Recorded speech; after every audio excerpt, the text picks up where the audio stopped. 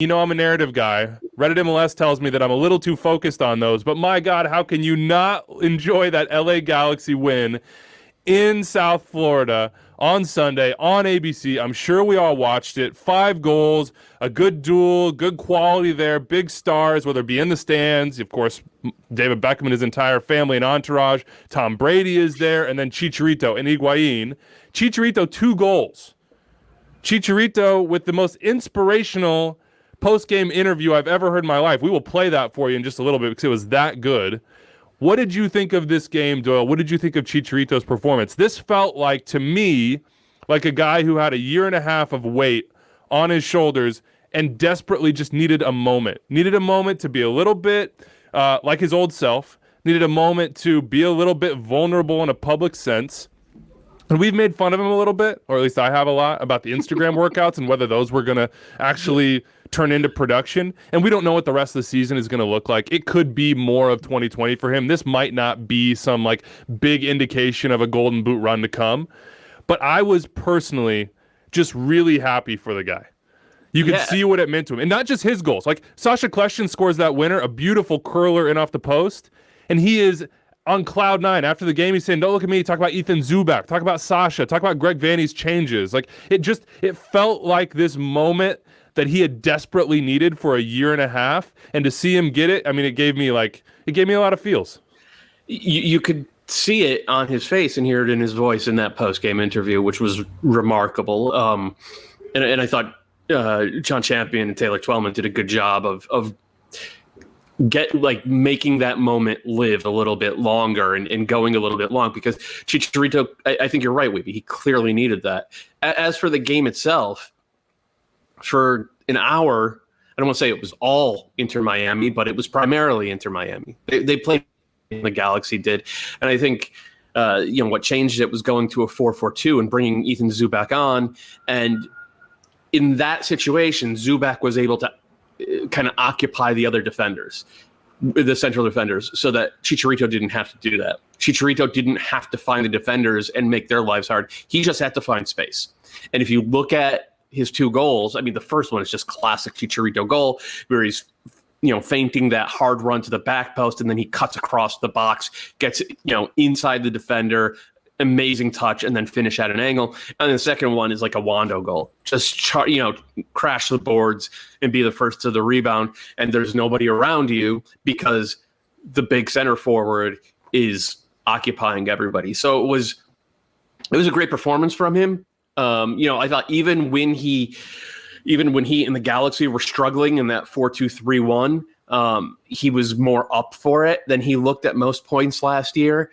And then the change to the 4-4-2 changed the game, and Phil Neville never really adjusted. And if you don't adjust to a guy who has scored 300 goals in his life, which is what Chicharito is, you're probably going to end up on the wrong side of the scoreboard, and that's exactly what happened. In fairness to him, John McCarthy should catch that ball, and it should at a minimum be 2-2. No, I think that first one was actually tough, right? Because no, the second one, the tap in. Sorry, the second one. So I think that was actually really tough, because as a goalkeeper there, you're kind of stranded because you're playing for the header, but you're trying to make yourself big in order to prevent the ball from going straight in off a cross. Like, we've seen that a million times.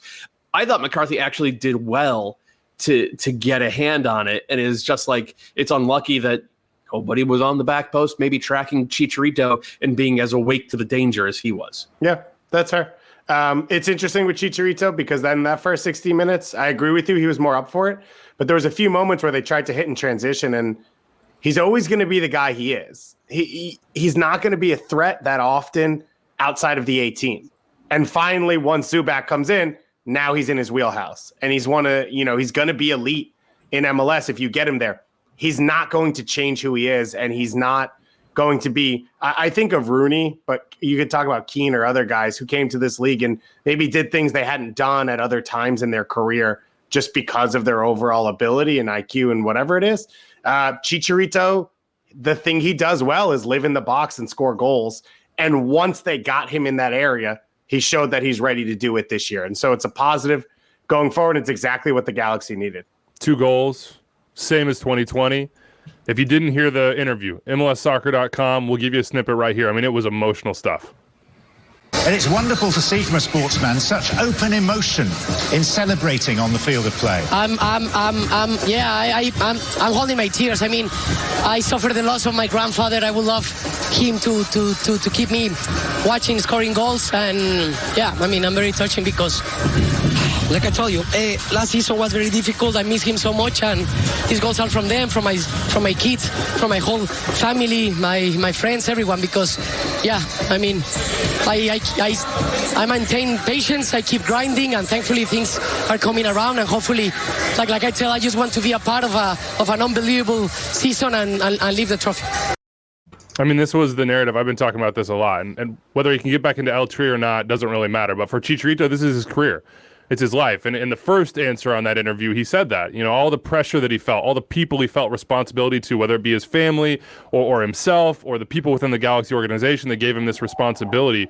I thought it was an incredible moment on live TV for him to show that sort of vulnerability.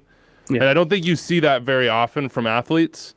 I don't think you see that very often, to be perfectly honest, from just people in general, whether that be in their personal lives or in a public setting like this was for Chicharito on ABC, on national TV, in the U.S. and abroad. To me, this is one of the most special moments off the field that I've actually seen in MLS in a lot of ways, based on everything that we as a society and a world and as people have gone through in the last year. And of course, Chicharito's done the COVID thing just like we all have, and it's not over. But we've seen the headlines. We've talked about the headlines. We've talked about all the gossip and everything else that's surrounded his life, all the different things that have pulled him in different directions over the last year. And then to fail. I mean, he failed last year. To fail in such a high-profile way in this big opportunity and to come back, yeah, I mean, it's special. It's awesome. We should all try to be Chicharito for the next year or the rest of our lives. Like, be your best self. Get fully vaccinated and let 2 weeks pass. Then be your best self. Like, to me, this is the best possible way for the MLS season to start. For one of the stars, one of the guys that everything is built around, as far as like, hey, watch this league, care about this league, widen the fan base. To have it work out for him in Miami against David Beckham's team, against Gonzalo Higuain, for the Galaxy, trying to rebuild and trying to become what they used to be again with Greg Vanney at the helm. Like, this was the exact result, the exact scenario they needed, and it still blows my mind as well that we're like, hey, the big center forward came in and changed the game, Ethan Zubak. Like, this is a team performance, and it's awesome.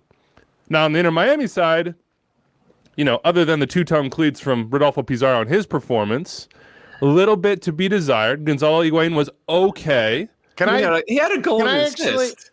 Yeah. I mean, he was okay. Can I actually say about Pizarro, he was super active.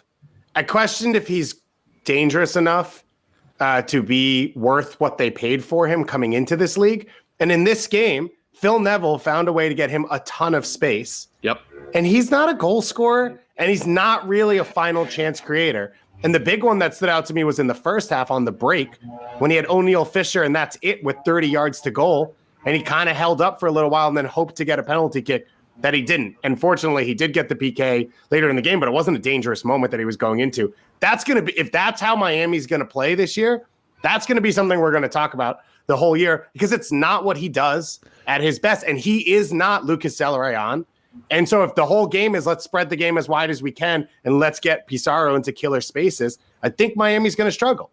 Is that on him, that break? And I'm just talking about that specific moment. Wait a minute. They scored 2 goals, and he was central to both of them. Yeah, and I thought they got into one was a penalty kick that wasn't a dangerous moment. Right? Wait, that was completely a dangerous moment. That was completely that was Robbie Robinson, beating a guy on the wing, driving directly towards the box, playing a ball to Pizarro's feet that I think Pizarro was trying to leave for the weak side runner, who it was Lewis Morgan at that point. Like, that was a dangerous play. All right, well, there was no reason to foul him there. It wasn't like he was in on goal and about to finish. That's fair, but okay. It was still like a good passage of play. And I think for the first 65 minutes, Miami put together a lot of good passages of play. They just weren't quite sharp in the box. And maybe that will come with time as Gonzalo Higuain approaches fuller fitness.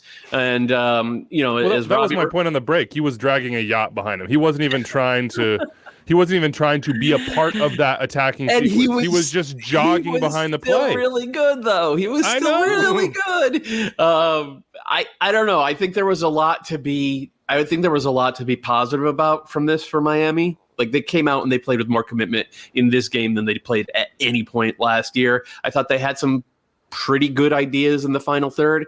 They just, like, Phil Neville kind of blew it by not making any subs, not realizing that his entire midfield was dragging, and that, the Pizarro and Matuidi in particular were kind of dead to the world by about the 60th, 65th minute.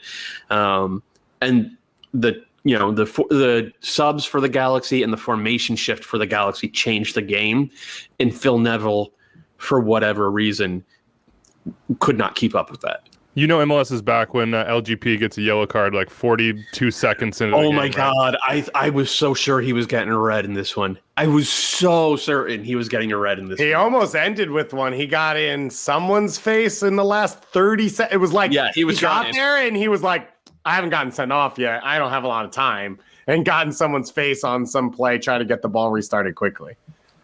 I mean, this was a game that it gave you a lot of different things. I still think we're going to look for more from Gonzalo Higuain. I know he had the goal and the assist. I know also that Robbie Robinson learned a lesson, or I assume he did, which is when you score a tap-in from Gonzalo Higuain, you go thank the man instead of running away from him. Like, come on, Robbie. Like, show a little bit of respect in that moment. But I think the big question from this one is, who got it better between David Goss and Matt Doyle? David Goss, Pipa Higuain, that's who you got compared to, though your beard has not grown out quite as much as you might like. And then, Doyle, you're Gonzalo. How do you feel about that? People out there really memeing extra time against the Higuain brothers in the midst of this game. I think he's a handsome man. Hey, listen, hey, you're the younger brother. Don't talk too much. I do the talking. I lead this.